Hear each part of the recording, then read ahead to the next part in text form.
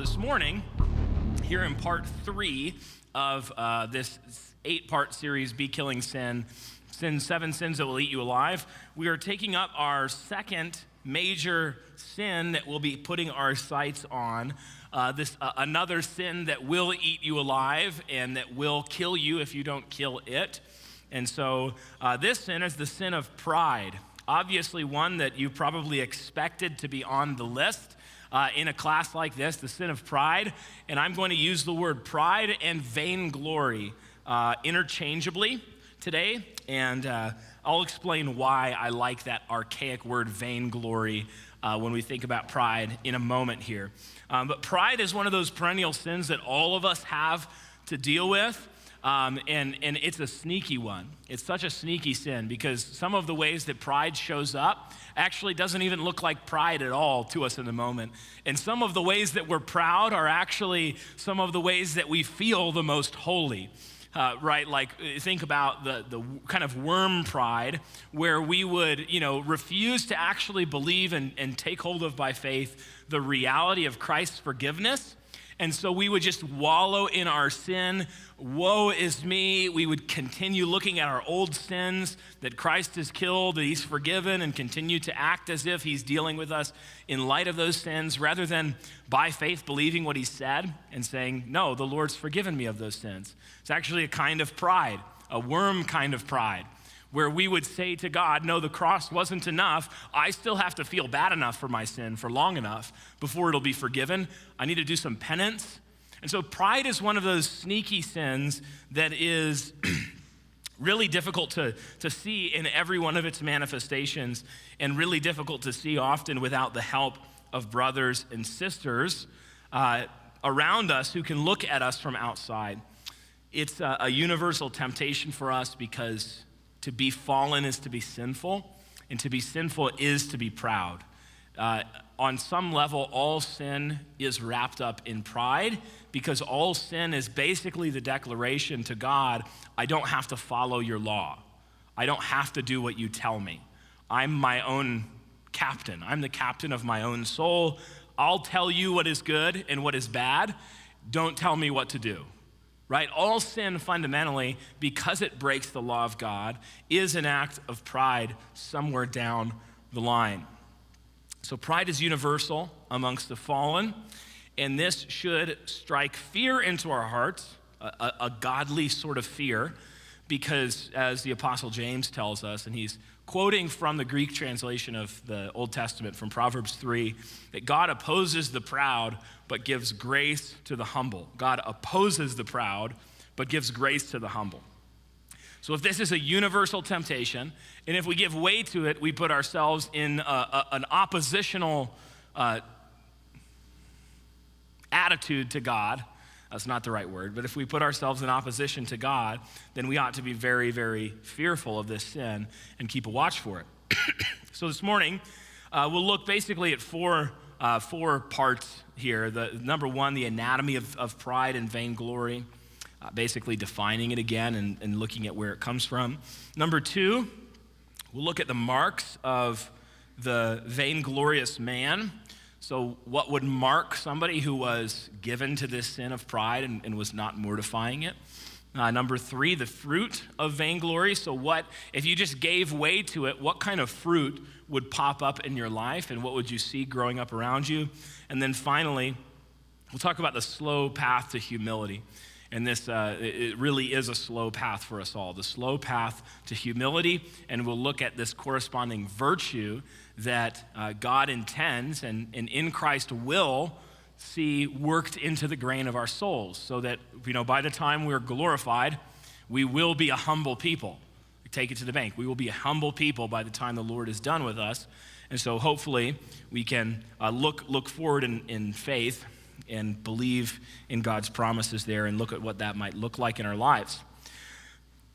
So first, let's talk about this, the anatomy of vainglory, the anatomy of pride, what sinful pride actually is and where it comes from. So one of the reasons that I like that old word, vainglory, as another word to use alongside the word pride is because I think it helps us understand what pride actually is and it really gets to the root of some of the core issues that are going on with the issue of pride. Pride is a matter of glory. It's wrapped up in glory. We could say that the root and reality of pride is wrapped up in the issue of glory. As human beings, as image bearers of God, one of the things that just is true of all of us is that we all want glory, right? We all want glory. And at bottom, this is not actually a bad thing. It's not actually a bad thing. And that might sound kind of crazy to say the desire for glory. You know, God says he won't share his glory with another, and we'll understand what those things mean in context. But it's actually not a bad thing to want glory. It's actually a creational thing to want glory. It's something that God built into our very being as humans. We want glory because we were made to bear glory. We were made to bear glory. We were made to reflect glory. We were made to find our identity in the knowledge of the glorious one. And we were even made, if we understand the total teaching of the scriptures on the subject, we were even made to share in his glory in a certain way. So what pride does, just like we saw last week and we'll see every week, all sin is parasitic. It latches onto some creational good, something God made. It twists and perverts it. It lowers it. It curves it in on itself. It decouples it from its ultimate mooring in God himself. And it makes a good thing into a twisted thing and into a deadly thing ultimately. So pride is no different. What pride does is to twist this longing for glory that human beings creationally have, parasitically, and turn it into a settling for small and unworthy glories like making ourselves the apogee of glory. And when I say apogee, I mean you could picture like a rocket going up, and the highest point of that arc is the apogee. It's the pinnacle, the peak. If we make ourselves the pinnacle, the apogee of glory, then we have given way to the twisting of sin as it relates to glory and our longing for it. So that's why I like the word vainglory, because it shows us that pride is a matter of glory that is vain, or seeking after glories in a vain way, or seeking after glory in a way that would be ultimately vanity, because the glory we're seeking after isn't a big enough glory. So we want glory, but rather than seeking that glory rightly in the glory of God and the glorification of his people, we begin to believe the lie, ultimately, in pride, that glory is a zero-sum game. And what that would mean is that there's like a fixed pie of glory. You can picture a pie chart of glory, and it's a fixed set amount of glory, and that we're all competing for it, and that any glory that somebody or something else gets is glory that I can't get. I can no longer access, and so I'll now have less glory. Right? When you believe this, you embrace ultimately the way of vainglory and pride, which is the way of death, and you begin to think things like, well, God is glorious, and I am not, but I want glory. So if I want glory, I have to strip glory from God so that I can get it myself. Right? This is the kind of thinking that says that if we would have glory, we need to make God inglorious. We need to lower God, and we need to elevate ourselves so that somewhere we meet or surpass God. We need to be greater by comparison in order to have glory. We can think this way in human relationships as well. Pride doesn't just affect our vertical relationship with God. It affects our horizontal relationships with one another as well. We think that the way to glory is to belittle and lower everybody around us. Right? And so we insult and we sneer and we're very passive aggressive, and we really try to subtly kind of curry political favor amongst the group we're trying to get glory in by lowering all of our peers so that we stand out. And then by comparison, pretty soon people will think, wow, that guy is obviously glorious. That guy's amazing. He's so much better than everybody around him. Is wanting to be the center of attention at all times, to one-up every competitor for glory. Like if you've ever seen that Brian Regan comedian sketch where he's talking about the me monster, about the guy at the party that you'll be hanging out with, and he'll hear you telling a story, about some crazy thing that happened to you. I was, fishing in Alaska, and I caught this enormous salmon, and then a bear came out, and I put my rod down and backed away, and then he says, oh yeah? Well, I caught a shark once, and it was 9 feet long, and I had to wrestle it to the shore with my bare hands. And you're like, well, cool. I'm happy for you. And then they keep one-upping each other, and in the sketch, he's like, yeah, well, I've been to the moon. I've been on the moon. We've all been that guy.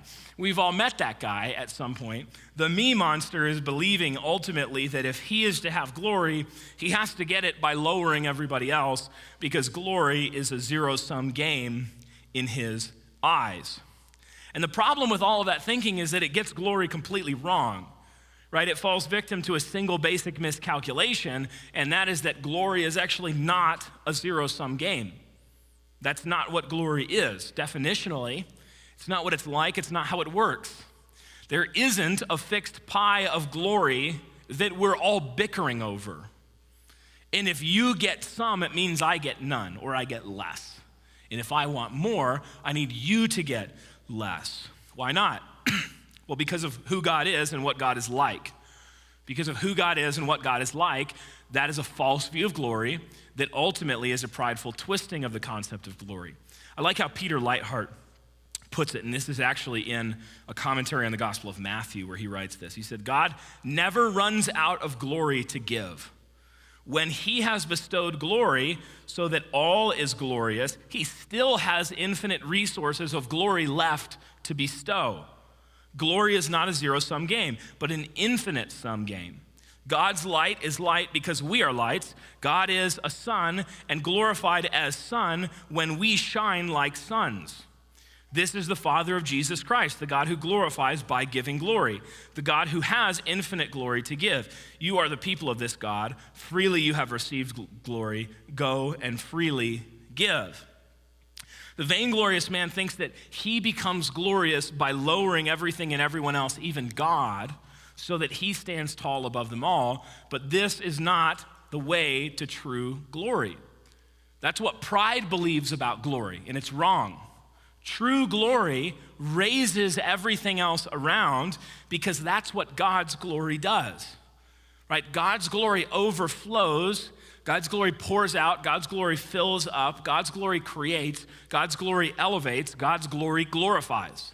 That's what God's glory does. So think about it like this. Does the entrepreneur who starts a business get more glory by keeping everybody who works for him mediocre or worse?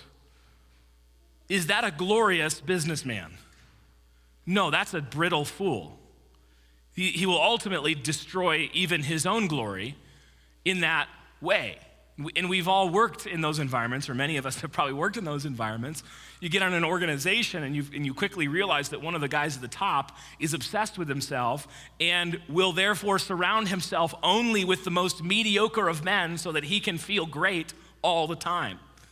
And ultimately what he ends up doing is creating a totally inglorious organization. Church, business, this is true of families. If fathers or mothers are like this. On the other hand, the business owner grows in glory as everyone around him grows. That's the real truth of the situation. That the leader who can bestow honor and glory upon those around him and elevate those around him, ultimately he doesn't end up being lowered by that process. He ends up being honored as well because it actually works. This is the world that God made. And what pride wants to do is to say, no. If any of them get any shred of credit for anything, well, then I lose. It's pride. It's at the heart of pride. Think about this. Does the father get more glory if he keeps his sons and daughters small and crushed and timid? Of course not. No, he grows as they grow, and the glory of his fatherhood is magnified by the success and glory of his children. God's glory is like that. That's what God's glory is like. God's glory makes men who are glorious. And if that makes you uncomfortable, then you really need to wrestle with the actual text of Scripture, because it has verses in it like in 1 Corinthians 11 that man is the glory of God. That's what God intended for man, and in the context, he's specifically talking about males to be. And he says, woman is the glory of man. So there's something about man that is iconic of the goodness and strength of God, and there's something about woman that is iconic of and magnifies the glory of masculinity. God's glory creates beautiful things. God is himself obviously beautiful. God is himself the definitional standard of what beauty is. And yet God didn't just hoard that. God created a world full of beauty. Full of beauty. God, everywhere he goes, he adorns and he glorifies. That's what God does. So contrary to what the proud, vainglorious man thinks deep down, God is not actually a miser. God is actually profligate. He gives freely of himself. He pours out. And what that does is it doesn't lower God or deplete his resources. God is infinite. So as he pours out, he's not becoming less because of his own nature, because he's infinite. It's impossible for him to be lessened by giving. And so at the bottom, the anatomy of vainglory is just that. It's seeking glory in vain. It's seeking glory actually in the exact opposite ways in which glory is actually found, because you can't make this mistake of thinking that God is not intent on glorifying his people, but that's actually what salvation is aimed at doing. He aims, like Daniel 12, verse 3. In Daniel 12, we're looking at the resurrection of the just and the unjust. And one of the things that Daniel receives from the Lord is that God tells us that he's making the wise to shine like the sun, and he's making the righteous to shine like the stars. His people, essentially. God is making his people glorious. Again, he's not making his people the apogee of glory. That's God himself. But as we rightly relate and orient ourselves to God, he's making us glorious. He's pouring out his glory so that his own glory would be magnified and he would create beauty and glory all around him. This is why, for example, salvation is aimed at glorification. In Romans 8, those whom he called, he also justified. Those whom he justified, he also glorified. Let's talk about the marks of the vainglorious man or person, getting practical. What is he like? We've already identified certain aspects of him, but practically, what is he like, and how can we identify him, especially in the mirror? Because the most important place that we can learn to see pride and vainly seeking after glory rather than rightly seeking after glory is in the mirror, so that we can see the Spirit mortify it. One of the first things I think we could say is that the vainglorious man has forgotten his smallness or his creatureliness or his absolute dependence. He's forgotten these things. Because he's believed the lie that for him to get glory, he has to strip God of God's glory, he's forgotten that all along, the whole time, he depends on God for everything. He can't exist without God. And not just in the sense that he would not have come to exist, but moment to moment, he's being upheld, reality is being upheld by the word of God's power, by God's decree, by God's existence. God has aseity, God has self-existence. All else is dependent, it's contingent. And so the proud man has forgotten his smallness, his creatureliness, his absolute dependence. And so what he begins to do practically is to work that out everywhere in his life, and he begins to practically deny that he depends on anyone anywhere. So if you deny that you depend on God, ultimately you'll end up denying you depend on anybody. Again, that's why, for example, the entrepreneur that wants to belittle and lower everybody around him to get his glory, one thing he's doing is he's forgetting or he's denying that he is dependent on them, that he can't do everything, that he is actually utterly dependent upon the Lord and even upon people. We could say as well that the vainglorious man always, somewhere, will lust for the approval and admiration and adoration of men rather than the approval of God, right? He will lust for the approval and adoration of men rather than the approval of God. So you think about Jesus' encounters with the Pharisees and his diagnosis of them as being those who seek the glory that comes from men rather than the glory that comes from God. Again, sin has twisted the system so that rather than seeking after divine glory like man was created to do, he begins to seek after the glory of the next lowest thing that he sees, which is man. Man is an image bearer of God, so man is a glorious thing. And so he replaces the glory of God, the true artifact, with the imitation glory of men. And so he begins to orient his whole life around pleasing people. And this will ultimately make him into a husk of a man. He won't be able to actually win real glory or honor anywhere, because what he's trying to do is just manipulate other people into thinking that he's great. The fear of man. The fear of man is a snare. Why? The fear of man is a snare because we were made to fear God and then be at peace with man. If we fear men, we ultimately make them into gods to our destruction. Vainglorious man has given way to a lust for the approval and adoration of men rather than the approval of God. And so what will he do? Well, he'll obey the laws of men rather than the law of God. Men invent laws in their fallenness, and he will do everything he can to meet those laws in order to win approval and win righteousness from those men in their eyes, so that he can then be elevated or brought into their in-group.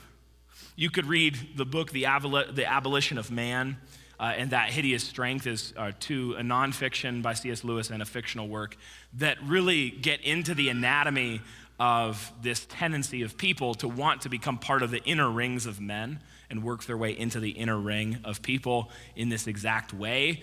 And he kind of traces out in a story in That Hideous Strength what it looks like when people do that, and then the redemption that comes when men stop doing that. The vainglorious man sees himself as in competition with everyone and ultimately in competition with God. And so this is one of the things that's working itself out in a proud person as they, relate in their family or in an organization that makes them want to lower everybody else, is because, again, they think they're competing. They think they're competing. Instead of mutual edification leading to the glory of all, what they're actually seeking is to win from that fixed pie what belongs to them so that nobody else gets it. And so they fundamentally see themselves in competition with everybody and ultimately even with God for glory. And so this person will become very bitter when they're not honored, very bitter. Become very bitter when anybody else is honored. They'll try to seek ways to lower everybody else and, snipe at everybody else and snipe at other people. They can't give away credit and they can't take blame themselves. They can't do either of those things because they think that to do that would be to ultimately lose points in the competition with God and with other men for this fixed pie of glory. And so if you find yourself looking in the mirror, if you find yourself cringing or having a real issue anytime anybody else gets credit or honor, if your immediate instinct in that situation is to be like, yeah, well, but they did okay, but I did a lot better. Or just general annoyance when people are honored. If you find yourself in your family, like let's say dads, if you find yourself having a real hard time honoring your children, encouraging your children, and only ever belittling your children or even just only ever correcting your children, then this might be a sign that you're believing this false view of glory. You're in competition with them. You're not going to elevate other people around you. You're only going to lower them so that you feel taller by comparison. This is, one of the lies that's operating in the wife, the disrespectful wife. When Paul says, wives, see that you respect your husbands, as with most of his instruction, spoken to a single specific demographic.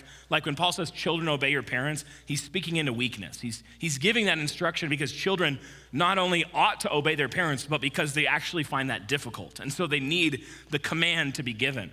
Men have a hard time loving their wives as Christ loved the church and giving themselves up for their wife. And so Paul says, men, husbands, love your wife. So when Paul says, wives, see that you respect your husband, he's teaching into an area of particular sin that's wrapped up in fallen femininity, right? Like all the way back in Genesis 3, when the curse of sin is landing on the different groups. One of the things that the curse of sin means is that her desire will be over her husband. The word is literally for in Hebrew, but it's like It's like a combative for, like a competitive. Your desire will be for your husband to rule over him, but he will rule over you, right? So there's a good picture all the way back from the beginning of the instinct of woman in her sin will be to want to rule over her husband. And so this is just another way that pride works itself out in the home. When a wife has a really hard time respecting her husband or being kind to her children, and she's marked by continual bitterness or continual tearing down as if, well, nobody sees what I do, nobody sees all of the things that I give away, nobody sees all of the early mornings, and nobody sees all of the pain that I go through to raise these children. And look, he just waltzes out of the house and probably, goes to work and just plays ping pong or something, and it's super easy, and then, he gets home and he sits down, but what about me? All of that is pride. It's pride. It's saying, well, if I'm gonna get my glory, I need to lower everybody around me. I need to lower my husband. I need to lower his duties and his sacrifices, which are different, but equally real. Well, I need to strip those from him. It's pride and bitterness working together. The proud person sees him or herself ultimately as in competition with everyone and ultimately in competition with God. At the end of the day, we can say that the proud man trusts more than anything else in himself. The thing that the proud man trusts more than anything else is his own self, his own strength, his own wisdom, his own thoughts. He doesn't believe that he actually has much at all to learn, but that he only teaches. He'll move from having never heard anything about a subject, for example, to lecturing everybody around him with an air of absolute certainty in a space of a single week after reading a single book or watching a single YouTube video even, in more hilarious examples. And many of you have seen this. You have a friend who's, a really maybe capable guy, but very proud. And so, all of a sudden he'll get on a subject, a topic, a theological subject, whatever it is. And all of a sudden, in the space of a week, not only is he really interested in this subject, but he is like the world's premier expert on the subject. And he's just like lecturing and giving decrees from on high with absolute, utter certainty, right? The proud person's favorite source of truth is his own thoughts. Proverbs warns about this. Proverbs 26:12. Do you see a man who is wise in his own eyes? There's more hope for a fool than for him. A man who is wise in his own eyes. Why? Because one of the things that happens as you actually gain true wisdom, real wisdom, like the kind of wisdom that Proverbs is aiming at, to be a wise royal son, a king, who can search out the mysteries that God has hidden in the world. Where God gets his glory as you discover some intricate truth or law or thing that he's hidden in his world, economically or scientifically or physically, whatever it is. God gets his glory and you are, get the joy of discovering that. But what happens as you actually discover those things is that you so quickly discover how little you know about anything. Right? One of the things that ought to happen as you grow, for example, in theological knowledge, is that you ought to grow in certainty in certain areas. I'm not talking about a kind of relativism where you never come to conclusions. You should grow in your body of knowledge and say, yes, I believe that this is what the scriptures teach and that this is not what the scriptures teach, on the other hand. And yet, even as you grow in your certainty, one of the things that you ought to become more and more certain of is that there is so much that you do not know. That the world that God made is vast, that the scriptures are deep, and that you could study them for your entire life and still, at 85, sit down with somebody who teaches you something about the scriptures that you did not know. Because God is infinite in his wisdom. We should not expect to be able to plumb the depths of wisdom in this life. Can we equal God? Well, no. And so the wise man, he is certain about many things, and he is no relativist, and he's not wishy-washy, and he's not being pushed by every wind and wave of doctrine. But at the same time, one of the things that he is fundamentally always certain of is his own fallibility and the limits of his own knowledge. And so a mark of, and this happens a lot to young men, because young men are very eager to prove themselves and learn, and very passionate and strong. Like John praises men, young men, you are strong. It's true. But in their strength, what can happen is that as they with zeal pursue knowledge, pride can take in, and they can become puffed up and overestimate the scope of their own understanding. And so, cease to learn and actually end up becoming what Proverbs 26 warns about, one who is wise in his own eyes. He's more hope for a fool. He's unteachable. He cannot be taught by anybody. And the problem with that is that he's still wrong about many things and unschooled about many other things. We all are. So if you can't be taught, then you will become worse than a fool. We could see Proverbs 3, 5-8 at the beginning, intro to the Proverbs still, kind of unfolding the purpose of the book. It says, trust in Yahweh with all your heart, and do not lean on your own understanding. In all your ways acknowledge him, and he will make your path straight. Be not wise in your own eyes. Fear Yahweh and turn away from evil. It will be healing to your flesh and refreshment to your bones. Speaking of bones, let's talk about some of the fruit of pride, because one of the first things you find out about, what happens if you give way to pride is that you will be very easily broken. Proud men are brittle. They're very, very easily broken.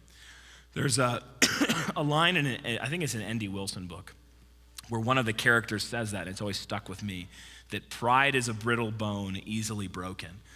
And the longer I've gone down the road of life, metaphorically, the more true that I found that in my own experience, and also in seeing other people. Like in my own experience, the minute that you get really puffed up and proud about something, God, because he loves us, one of the things he delights to do, he just gets so much joy in this, I think, as a good dad, as a good father, is to just absolutely allow us to break right in the area that we think we are the most strong.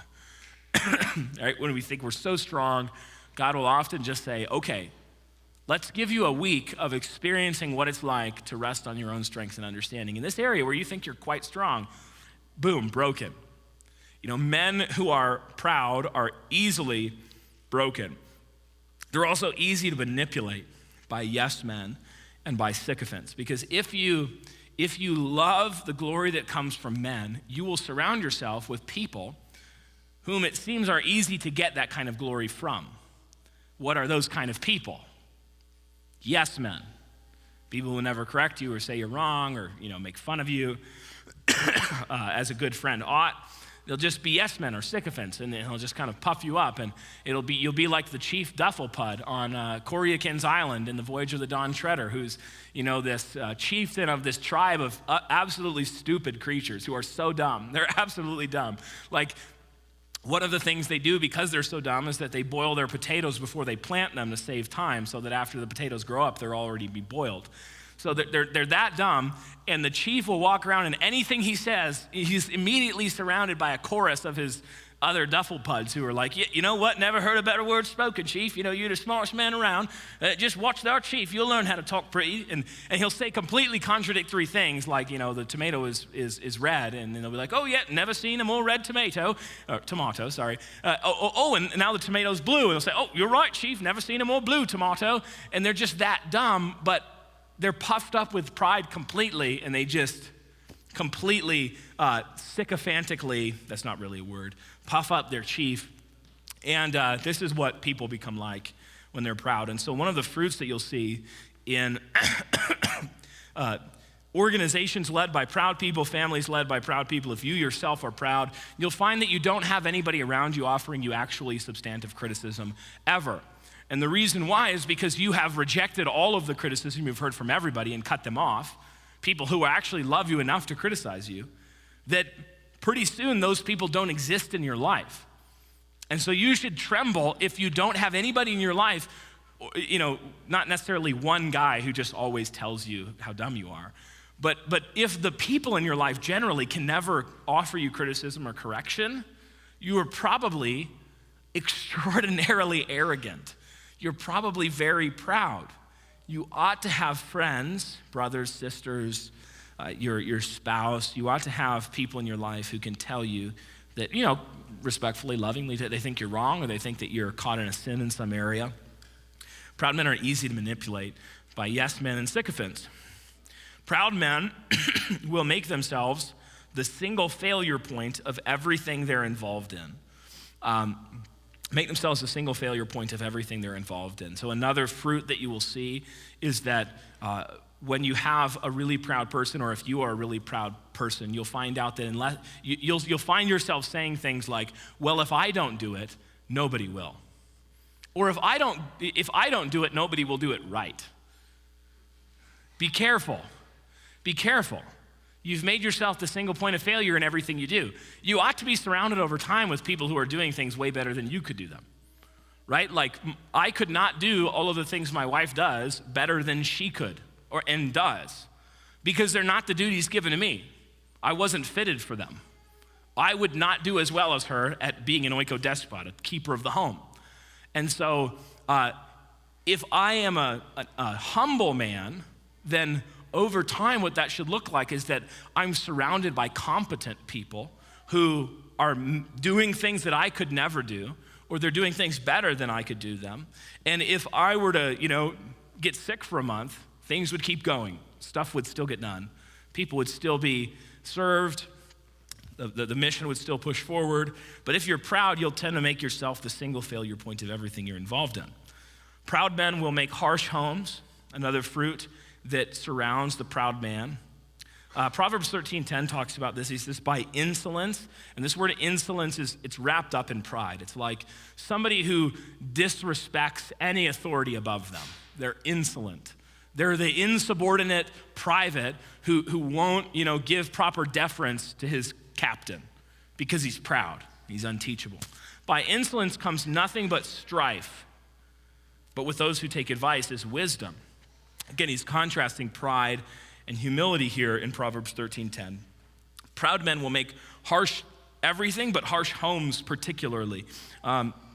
Again, because they won't honor others, and they won't give deference to others, and they won't elevate others, and they won't encourage others, and they don't really want to see others succeed at the end of the day. They want to succeed, but they don't want anybody else to succeed. They'll end up making just really hostile home environments, wife not doing well, kids kind of crushed or rebellious, not doing well. He just doesn't know how to be a person. Pride makes you not really know how to properly be a person, because you're trying to be a God, not a person. You're trying to be the Almighty One on high. With insolence comes nothing but strife. And so through the home, but also everywhere he goes, the proud men will be surrounded by bickering and conflict. Proud men will also bear, I would say, the fruit of fussiness. They care too much about appearances, but not enough about substance. So they love marketing, but not the substance. They're very externally focused. Pride is very externally focused. It cares a lot about the perception of others around it. And so the fruit that will be born by this over time is that the substance will rot away, and there will just end up being a shell of marketing, a shell of image that needs to be preserved. And so this is like, for example, you'll be able to see this in yourself if you find that when your kids disobey in public, it's devastating to you because everybody just saw it. And so you respond by crushing your children, being rude to your children, completely dishonoring your children instead of lovingly correcting your children. Why? Because you're being fussy. You care about appearances. You care about what other people think about you. This is like, maybe your wife says something that, and maybe she shouldn't have said it, something like mildly disrespectful or makes a little joke at your expense in public. And generally, ladies, I wouldn't recommend you do that because most men feel highly disrespected when their wife, makes a joke at their expense in public. So there's, a part of this, and I'm not saying do this.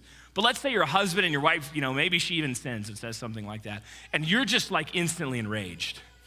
And you feel like all of a sudden you've got to do damage control around you everywhere because all of these people just heard this happen. They just heard this about you. Proud men are fussy men, and they're angry men because they care too much about appearances and not enough about substance. And then most importantly, the fruit of pride is that it puts you at enmity with God. Again, where James is teaching in James 4:6, he says, God opposes the proud, but he gives grace to the humble. God says that he's appointed a day for the humbling of the proud. Isaiah 2:12, the Lord Almighty has a day in store for all the proud and lofty, for all that is exalted, and they will be humbled. God will humble us in our pride if we stand up in it. And so the slow path to humility is marked, number one, by learning to boast in the proper way. And you might notice I just said boast in the proper way, not learning not to boast. Again, we were made to praise. Pride perverts this instinct. It lowers our praise from God to ourselves so that we love to praise and congratulate ourselves but not God and others. The answer to false praise, though, again, is not no praise. It's rather right praise. It's not no boasting. It's boasting properly. Like Jeremiah 9:23, thus says the Lord, let not the wise man boast in his wisdom, let not the mighty man boast in his might, let not the rich man boast in his riches, but let him who boasts boast in this, that he understand and knows me, that I am the Lord who practices steadfast love, justice, and righteousness in the earth. For in these things I delight, declares the Lord. And so one of the things we need to train our souls in, and that the Lord is training our souls in, is boasting properly, so that we would be timid about our own praise, but we would be bold in our praise of God. That we would be, not timid little mice when it comes to boasting. We would boast like, lions. Our God is a dread warrior.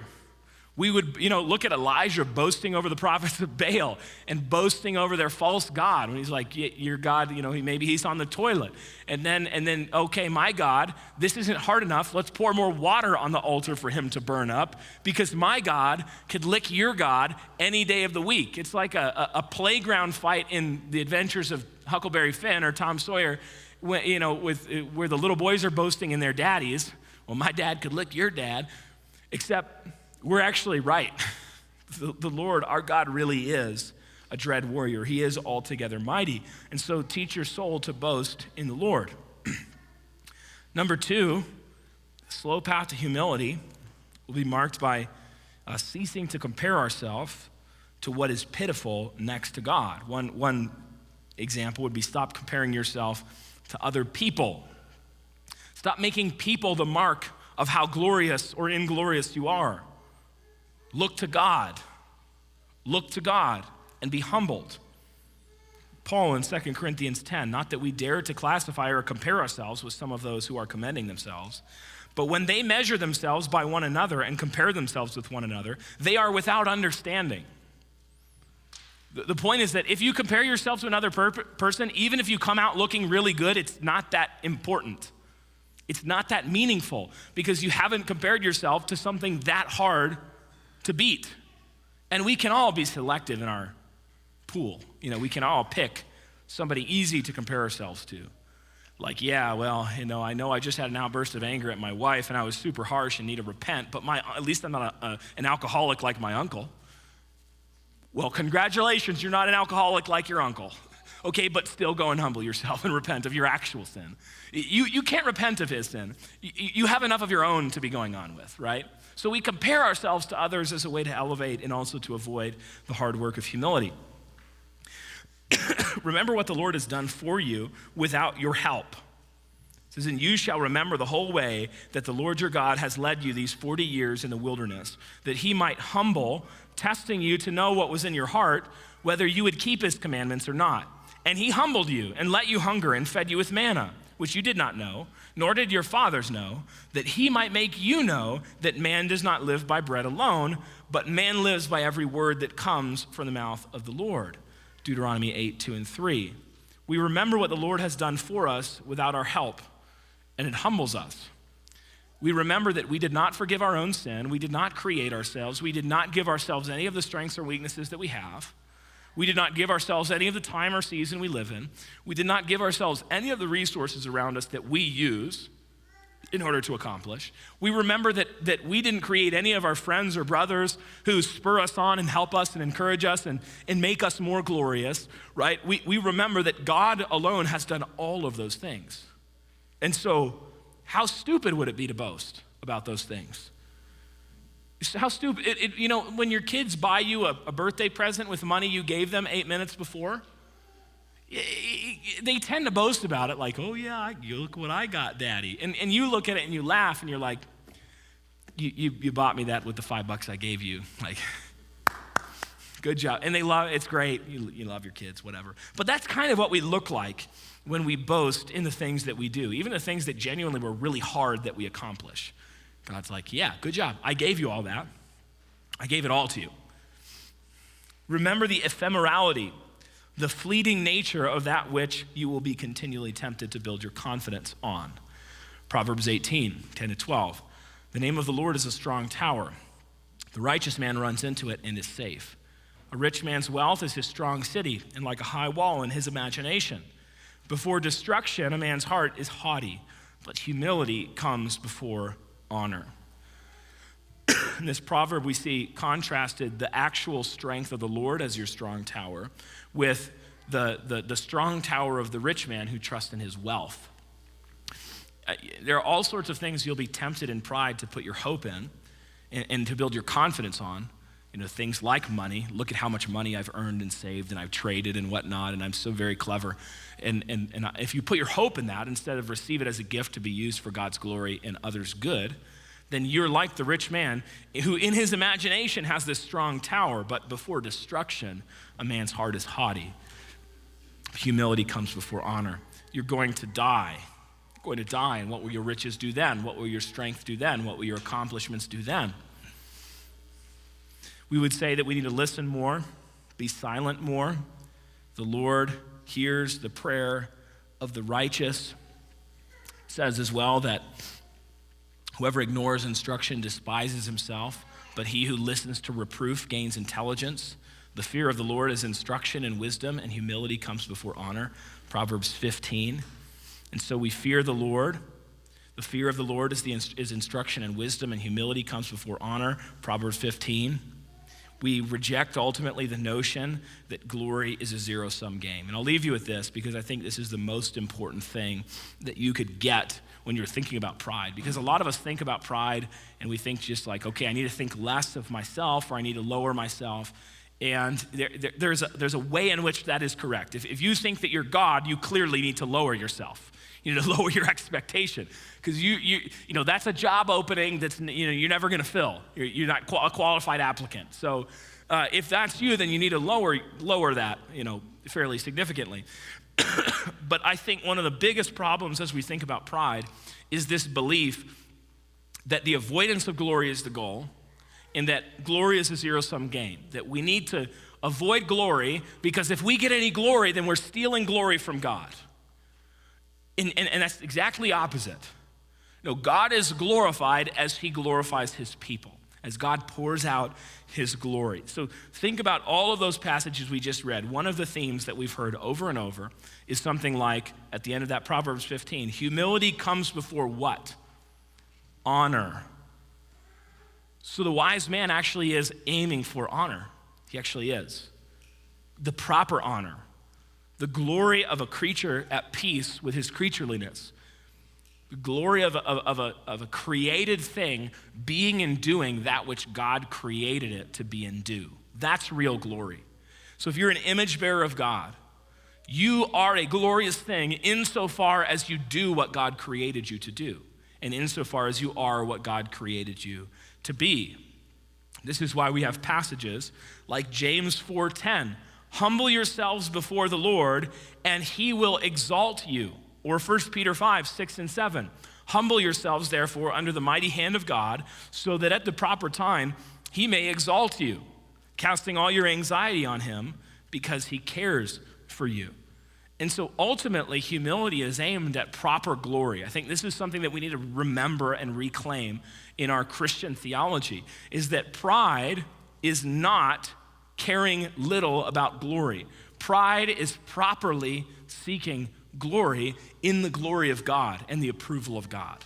It's being and doing what we were made to be and do. And so yes, humble yourselves under the mighty hand of God so that you may become that which God created you to be, which is a glorious image bearer of himself, not a really bad budget version of God. not like a B-movie version of God, where you just build your little Babel and build your little throne and think, wow, how glorious am I, until anybody sees the real God and then they realize how pitiful you are. That's a waste. Glory in God, and he delights to glorify his people in their humility. That's all I've got. We do have about 8 minutes or so for questions. If anybody has any questions or comments. Oh, thank you, sir. Anybody want to take the mic?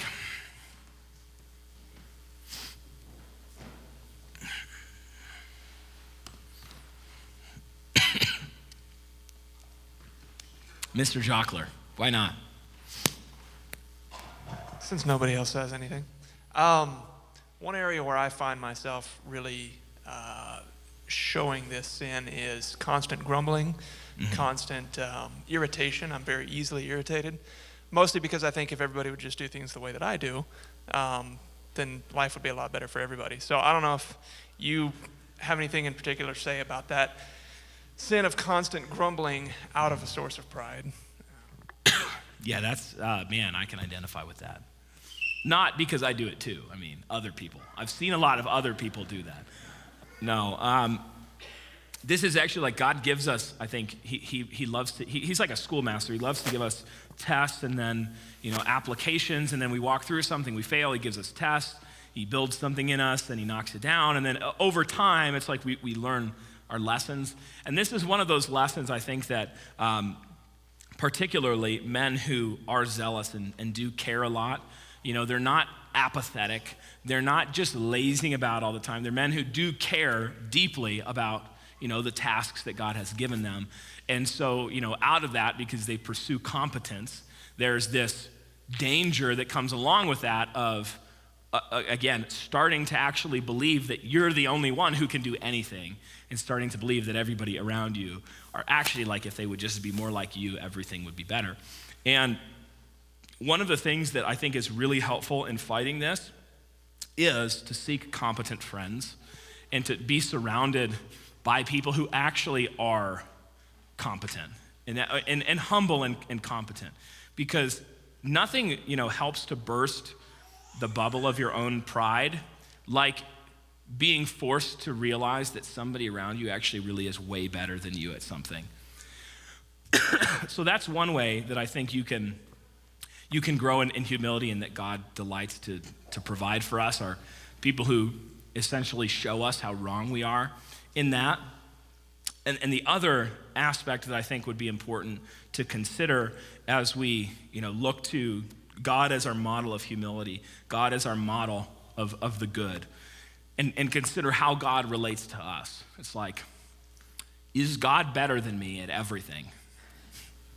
The answer is yes. If you thought it was no, if you were like, well, what about this? See me after class, because you have a real problem. Consider how God is with us, how patient he is with us. And like you look back over 10 years and think about all of the things he's been patient with you in, that even now you look back on your 10-year-ago self and you're like, what an idiot. Like, what an absolute idiot who did that. And then you think, and God was patient with me right then. He could have stepped in and just done it all for me. And yet he didn't. He let me stumble through it, And as we look to our Father, I think we can learn how to be better fathers. We can look and say, yes, my children actually aren't very good at things. And so it is really easy to grumble at them because they're not super competent in a lot of, in anything.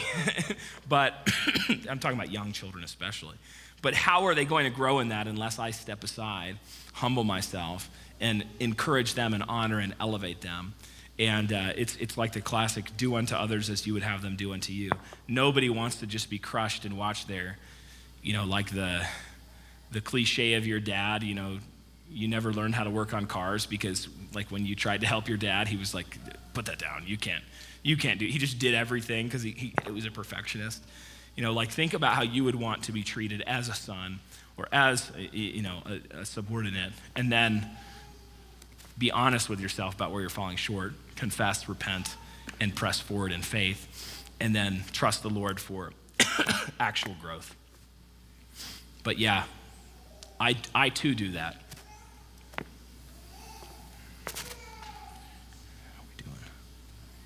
Anybody else? Mr. Khan.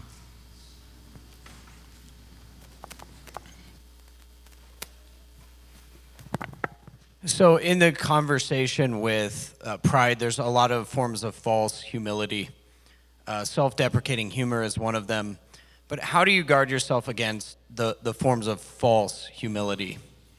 Yeah, and there are so many. There are so many ways that we fool ourselves into thinking that we're righteous with like imitation righteousness. And self-deprecating humor can be one way where we do that. Where we're really trying to make everybody think like, oh man, he's such a great guy. He's so humble. He's not like those proud guys. And really the whole time you're like, yeah, that's right. I am really humble. Did you see me? Did you see how humble I was there? Honestly, I've come back to it already once, but having friends, and this is particularly, I'm thinking of men, but I think this is true for women too. Having friends who will just make fun of you is so helpful. It is so helpful to have friends who will just mercilessly mock you for all of the things that you actually do and are like. And it just has a way of deflating you a little bit in the areas you probably need to be deflated. Everybody needs a Dan Burkholder in their life. Every single person should have a Dan Burkholder following them around being like, yeah, but that was actually kind of gay what you just did. You'd be like, it was awesome. No, it was actually kind of gay. So that's exactly it. But you know what? When Dan's like, great job. You really killed it. I'm like, yeah, that's right, I did. I believe him, you know. It's so helpful, and I think that's one of the biggest missing ingredients in our culture today that leads to so many fake versions of humility and strength, is because strength and glory is really supposed to be a tribal, communal effort where you're all working together for a mission, not necessarily works of individual renown. And so if all you experience is like our modern, atomistic, isolated culture where everybody is just him, you know, by himself all the time, except with digital counterfeits, you never get close to people enough to have them actually be able to make fun of you or like point out helpfully, you know, where you're in sin or where you're caught, where you're weak. And one wrinkle I'll add to that is that you actually have to invite it, especially at the beginning, because our culture doesn't really know how to do this. So you have to invite it. A lot of your friends won't necessarily feel comfortable to do this. So you have to say to your friend, like, hey, can you evaluate me? How do I come across to people? Because we don't see ourselves that accurately. And I guarantee you, if your friend loves you and knows you and is honest with you, that will help to deflate your pride. His honest answer, because you'll see things about yourself that are actually kind of embarrassing or difficult or sinful, and we just don't have enough of that. So get good friends, be a good friend, get good friends, and see if the Lord doesn't grow you in humility through it.